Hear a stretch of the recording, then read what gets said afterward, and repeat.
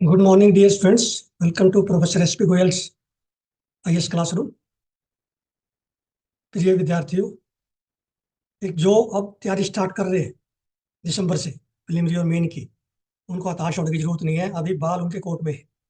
बाल is in their court. Preliminary और main की दोनों तैयारी करते जाओ। प्रीलिमिनरी के करंट अफेयर्स मैं करा रहा हूँ, स्टैटिक भी इसी ढंग से करने हैं, एनसीईआरटी से या दूसरी स्टैंडर्ड बुक से। और साथ में नोट्स बनाते जाओ, बिना नोट्स के कोई फायदा नहीं है। तैयारी जो है आपकी यूजलेस है बिना नोट्स के। अब एक बच्चे का जो है राजेंद्र नगर से मेरे पास जो उन्होंने बात की कि जी यहाँ 300-400 की क्लास होती है, कोई भी टीचर उस इंडिविजुअली जो है 1-to-1 हमारे क्वेश्चन का जवाब नहीं देता, करंट अफेयर्स क्या है दूसरे भी। मैंने कल एक लॉन्च किया है आपको लिए, अपनी मेल एड्रेस दिया है और अभी स्क्रीन पे भी आप देख रहे हैं मेरा मेल एड्रेस। उस पर कल 100 से ज़्यादा मेल आई। बच्चों ने पूछा स्टैटिक कैसे तैयार करना, सबका जवाब दूंगा मैं आराम से, बिल्कुल नहीं घबराना। और मेरी कोई कोचिंग इंस्टीट्यूट नहीं है और ना ही मैं कहीं से कोई पेनी ले रहा हूँ। मैं तो रिटायर्ड प्रोफेसर हूँ यूनिवर्सिटी का, 65 ईयर्स का। जितना मेरे से बन पाता है मैं वो जो है बच्चों के लिए क्वेश्चन निकाल के लाता हूँ। तो अब आपको जो है बिल्कुल फ्यूचर से नहीं खेलना। रोजाना 8-10 घंटे की कंसिस्टेंसी तैयारी करनी है। इवनिंग भी 4-5 घंटे में तैयारी हो जाएगी, नहीं 10-12 घंटे कंसिस्टेंसी आप पढ़ोगे तो आपकी तैयारी हो जाएगी। तो अब हम चलते हैं आज के क्वेश्चंस पे। पहला क्वेश्चन देखिए, आर्ट एंड कल्चर में आ जाता है। मकर विलाकू फेस्टिवल। मकर विलाकू फेस्टिवल ये केरला का है, ये आपने याद रखना आज के न्यूज़पेपर में। नेक्स्ट, अब ये आर्टिकल देखिए, harvest the audition story to ensure food security. ये एडिटोरियल पेज पे है। एडिटोरियल पेज के मैं वही क्वेश्चन लेता हूँ जो आपके डायरेक्ट एग्जाम में आएंगे। अब ये आर्टिकल मैंने इसलिए लिया क्योंकि इसमें एक क्वेश्चन था जो रोजाना डिस्कस होता है। क्वेश्चन मेन के लिए क्या है, what are the climate resilient practices in agriculture. अब इसमें बड़ी अच्छी तरह से दे रखे हैं, देखिए। फर्स्ट है इंटीग्रेटेड फार्मिंग। दूसरा, जीरो इनपुट या zero budget based natural farming. Non paddy crops, number 3। Fourth is better water management practices. Fifth is water saving devices.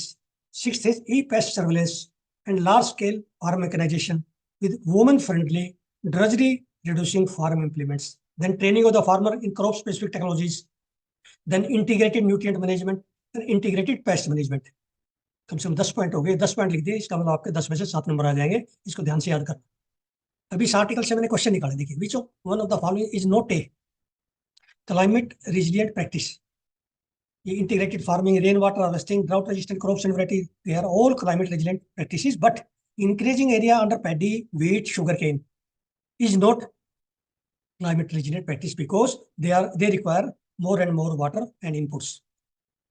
अब ये देखिए, आप आईएनएम का आ जाता है। मैं एक आपको इंस्टांस बताता हूँ। एक बार मैं जो है कि कृषि विज्ञान के अंदर में 10-12 आईएएस प्रोफेसर आए हुए थे, उनको ट्रेनिंग देने के लिए गया था। तो मैंने यही पूछा उनसे, INM, IPM, basic sugar cane, they were not knowing because they were not from agriculture. लेकिन इसका मतलब ये नहीं आप एग्रीकल्चर से नहीं है तो नहीं आना चाहिए।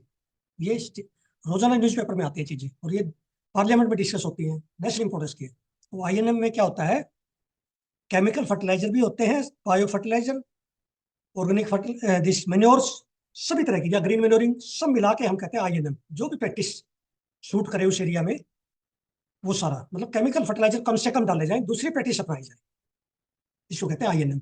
अब नेक्स्ट देखिए, अब इसी तरह होता है आईपीएम, इंटीग्रेटेड पेस्ट मैनेजमेंट। इसका मतलब integration of all the practices जो भी इको फ्रेंडली है। इसमें पेस्टिसाइड का लोड कम करना है क्रॉप्स पे, और दूसरी प्रैक्टिस जो है जैसे बायोलॉजी कंट्रोल है, कल्चरल कंट्रोल है, और दूसरी जो है मैकेनिकल कंट्रोल है। So many other strategies are there, जैसे बीटी कॉटन है, ये भी आईपीएम की स्ट्रेटजी थी। तो आईपीएम में पेस्टिसाइड का लोड कम होना चाहिए। इसका मतलब ये नहीं पेस्टिसाइड यूज नहीं होंगे, पेस्टिसाइड यूज होंगे, कम होंगे। अब इस क्वेश्चन को आप समझिए, ये आपका बड़ा काम आएगा, हमेशा काम आएगा, ये स्टैटिक में आता है। Crop diversification in agriculture. Crop diversification समझिए पहले। क्रॉप डाइवर्सिफिकेशन का मतलब है जैसे पैडी व्हीट होती है हरियाणा में, पंजाब में, वेस्टर्न यूपी में, इस रोटेशन को कम करना है क्योंकि ये इको फ्रेंडली है, क्योंकि पानी भी ओवर एक्सप्लॉइटेशन होती है, इनपुट्स भी ज्यादा डलते हैं, सॉइल की फर्टिलिटी भी कम होती जा रही है। So many problems are there in this rotation. इसका मतलब पैडी के बाद हम कोई मस्टर्ड लें या ग्राम लें, या पैडी की जगह कोई जो है सोयाबीन लें या उड़द लें, मूंग लें, खरीफ की कोई और क्रॉप लें। एक तो ये हो गया क्रॉप डाइवर्सिफिकेशन। उसके बाद है इंटीग्रेटेड फार्मिंग सिस्टम या डाइवर्सिफिकेशन इन एग्रीकल्चर। इसका मतलब है खेती के साथ साथ जैसे क्रॉपिंग कर रहे हैं उसके साथ हॉर्टिकल्चर क्रॉप्स भी हों, लाइफ स्टॉक हो, एपीकल्चर हो, सिल्क वॉर्म हो, पोल्ट्री, इस तरह की allied activities, fishery, vermi compost, तो या गोट फार्मिंग, ये सारी जो है इसको कहते हैं डाइवर्सिफाइड फार्मिंग। दोनों में डिफरेंस आपको पता होना चाहिए। इस पे मैं एक सेपरेट वीडियो भी लेके आऊंगा। देन ये देखिए आप, diversification also includes life stock rearing, मतलब क्रॉप डाइवर्सिफिकेशन नहीं है, वो डाइवर्सिफिकेशन एग्रीकल्चर। वो स्टेटमेंट इज रॉन्ग। देखिए आप, अब ये बार बार आता है स्कीम, एक स्कीम रोजाना मैं लेके आता हूँ आपके लिए, पीएम स्वनिधि, ये अर्बन स्ट्रीट वेंडर्स के लिए माइक्रो क्रेडिट स्कीम है। ये टेक्स्ट एंड कंटेस्ट पे ना बहुत अच्छा आर्टिकल है एफएसबी का। ये ज्यादातर जो है कोई भी नहीं लेगा, कोई कोशिश इस तरह के सवाल नहीं उठाता जो मैं इसमें से निकाल के लाया हूँ, और यही पूछते हैं एग्जाम में, और वही हमारे से गलती होती है, इसलिए मेरिट कम जाती है। देखिए, फाइनेंशियल स्टेबिलिटी बोर्ड, ये नई इंस्टीट्यूशन आपके लिए, मैंने भी पहली बार आज सुना पढ़ा है इसको। Crypto asset intermediaries, crypto asset intermediaries की इन्होंने रिपोर्ट दी है, इसलिए इंपॉर्टेंट है। ये क्वेश्चन समझिए, इसको क्वेश्चन से समझ आएगा आपको। पहले तो who publish report on crypto asset intermediaries, ये इंटरनेशनल फाइनेंशियल स्टेबिलिटी बोर्ड है, जैसे वर्ल्ड बैंक है इस तरह की संस्था है ये भी। अब आगे देखिए, इसका हेडक्वार्टर जो है वो बेसल में, स्विट्जरलैंड में, और ये नॉट फॉर प्रॉफिट ऑर्गेनाइजेशन है। कितना इंपॉर्टेंट है। फिर G20 कंट्रीज ने जो है इसको बनाया था, और इसके डिसीजन नॉन बाइंडिंग है मेंबर्स पे। किसका रिसीप है, वो नहीं है, बाइंडिंग नहीं है, और इंडिया इसका मेंबर नहीं है, ये ध्यान रखना। अब ये तो आपको, आप ये जब करते हैं ना फरवरी मार्च में मंथली मैगजीन से सारा करते हैं, ये क्वेश्चन नहीं मिलेगा किसी भी सेंटर पे आपको। बिनेंस, बिटफिनेक्स एंड कॉइनबेस, ये क्या चीज है भाई? These are not crypto currencies, these are crypto assets intermediaries. ये प्लेटफॉर्म है जो कि इनको डील करते हैं क्रिप्टो एसेट्स। अब ये भी क्वेश्चन ऐसा मैं बिजनेस पेज से निकाला है, हिंदू से। इसमें से भी क्वेश्चन निकालने से बड़े मुश्किल होते हैं, रेयर कोई निकाल पाता है। एक वैरायटी है सुपीमा, यूएसए की, best variety you can say, very good variety of cotton. Cotton की बहुत अच्छी है, जो है सॉफ्ट भी है, एलर्जी भी नहीं करती। इसका इंपोर्ट इंडिया करता है, इस पे ड्यूटी लगा दी, इसलिए ये खबर आई है। और हमारी जो है, जो वैरायटी है इंडिया की, वो है सुविन। याद रखने दोनों, सुविन भी हमारी एक्स्ट्रा लॉन्ग स्टेपल कॉटन है, ये भी एक्स्ट्रा लॉन्ग है, दोनों बेटर क्वालिटी की है, but our production is less, that is why we are importing. इसमें क्वेश्चन इसी तरह से मैंने बना दिया, देखिए। तो Suvin is India extra long staple cotton, कुछ प्रोडक्शन इज लेस, इसलिए हम वो मंगाते हैं। जब स्टेट इंडियन एक्सप्रेस में और हिंदू में एक क्वेश्चन आपका 100% इस साल भी आएगा, आगे सालों में भी आता रहेगा, क्योंकि हिस्टोरिकल डिसीजन हुआ है आज। लैंडमार्क जजमेंट आई है सुप्रीम कोर्ट की, कि जिसमें जो जम्मू एंड कश्मीर के 370 जो आर्टिकल है और 35 है, वो एब्रोगेट कर दी सुप्रीम कोर्ट के बेंच ने। ये सारी इकट्ठी कर दी मैंने न्यूज, हिंदू की भी, और ये एक्सप्लेन पेज पे सही आर्टिकल, इसको पढ़ना आप। मैं एक आपको एडवाइस और कर रहा हूँ, ये तीनों चारों आर्टिकल पढ़ने के बाद यदि आप किसी स्टडी मटेरियल का मटेरियल पढ़ते हैं ना 370 पे, तो वो आप अपना समय को व्यर्थ कर रहे हैं, गंवा रहे हैं। That is not smart study. की एस्पेक्ट्स ऑफ आर्टिकल 370 वर्डिक्ट, ये जो वर्डिक्ट आया है, ये ओरिजिनल वर्डिक्ट से ये आर्टिकल लिखा गया है, ये आपने ध्यान से पढ़ना है। इसके अंदर जो मैंने स्टेटमेंट दिए अपने, उसमें दे दी मैंने, ये सारी स्टेटमेंट मैंने निकाल दी, दो के है ये। एक आर्टिकल है एस आर बोमाई जजमेंट पे, एस आर बोमाई जजमेंट 1994 की, आपके 15 नंबर का क्वेश्चन आया था पिछली बार 2023 में, मेन में आया हुआ है, सेंटर स्टेट रिलेशन पे 356 पे। वो यदि ये आर्टिकल आप पढ़ा होता ना आपने इस तरह से, वो आराम से 10 में से आपके 7 नंबर आ जाते हैं। ये तीनों चारों आर्टिकल आपने बहुत अच्छी तरह से पढ़ने हैं। इसमें इंपॉर्टेंट जो बात है मैं बता देता हूँ। तो ये आपको याद रखना, सुप्रीम कोर्ट के 5 जज का, जो 5 जज का एक बेंच था, कॉन्स्टिट्यूशनल बेंच था, जो कि यूनानिमस डिसीजन आया है। ये नहीं है किसी का डाइसेंटिंग व्यू, यूनानिमस डिसीजन है, क्योंकि सेंटर्स एब्रोगेशन ऑफ आर्टिकल 360 को इन्होंने रूलिंग को अपील किया, मतलब 370 खत्म होगी, जैसे सरकार ने खत्म की थी, वो खत्म मानी जाएगी। तो अब ये देखिए, मैंने इसमें से काफी स्टेटमेंट निकाली है। ये मेरी सारी स्टेटमेंट ठीक करने का मतलब ये था कि आप ये सारा आपने नोट करनी है अपने कॉपी में। एक तो क्वेश्चन आपका मैंने मेन के लिए निकाल दिया, in the light of landmark judgement of 5 जज constitutional bench of the supreme court abrogating article 370 and article 35A, critically examine the spirit of federalism. ये इस तरह क्वेश्चन था, घबराना नहीं है, फेडरलिज्म वर्ड आ जाए तो घबरा जाते हैं कई बच्चे।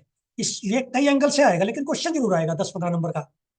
या सेंट्रल स्टेट रिलेशन से कर दें, या ये कर दें भी जो है जो इंस्ट्रूमेंट एसेशन था वो क्या था, या कॉन्स्टिट्यूशन असेंबली से कर दें, 8-10 तरह से कर सकते हैं इसको, आएगा जरूर। अब ये मेरे देखिए मैंने क्वेश्चन कैसे निकाले। इट एंडेड दिस जजमेंट, ये जो 5 जज कॉन्स्टिट्यूशनल बेंच की judgement, it ended J&K special status by a unanimous decision of 5 जज constitutional bench of the supreme court. कितनी अच्छी स्टेटमेंट है। Supreme court bench ordered restoration of statehood in Jammu Kashmir, ये भी स्टेट बनाओ इसको, in Ladakh will remain UT. The recommendation of state legislature were not binding on the parliament under article 356, ये भी बताया है कल इन्होंने कि बाइंडिंग नहीं है प्रेसिडेंट पे। All the statements are correct. अब ये देखिए फिर एस.आर. बोमाई का भी जो केस है एक्सप्लेन पेज पे बड़ा अच्छा आया हुआ है, ये बार बार एग्जाम में आता है अल्टरनेट थियरी पे।